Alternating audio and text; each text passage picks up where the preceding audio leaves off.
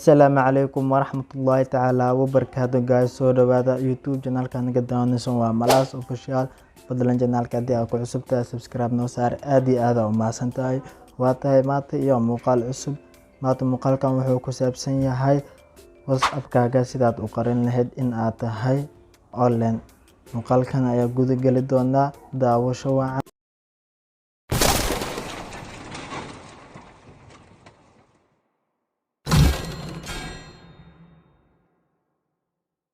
Isku soo noqod wanaagsan markaad WhatsApp-kaaga aad soo gasho. Si aad u qariso WhatsApp-ka online-kiisa waxaa laga baahan yahay inaad tagto saddexdaas calaamad ugu koreysa. Waxaa kasii galaysaa setting-ka. Markaad setting-ka aad imaadi account ayaa taabanaysaa oo furaha ku sawiran yahay. Markaad soo gasho halkan waxaa kasii xulanaysaa privacy oo qufulka ah oo ugu horeeya. Markaad halkan imaato last sign ayaa furaysaa.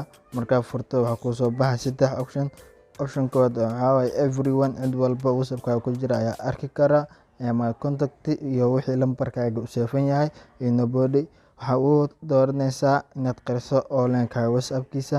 Midka ugu hooseeya ee saddexaad ayaa calaamadda saaraysaa. Sidaas ayaa ku qarisay WhatsApp-kaaga online-kiisa. waadna ku mahadsan tahay daawashada daawaday muuqaalkan.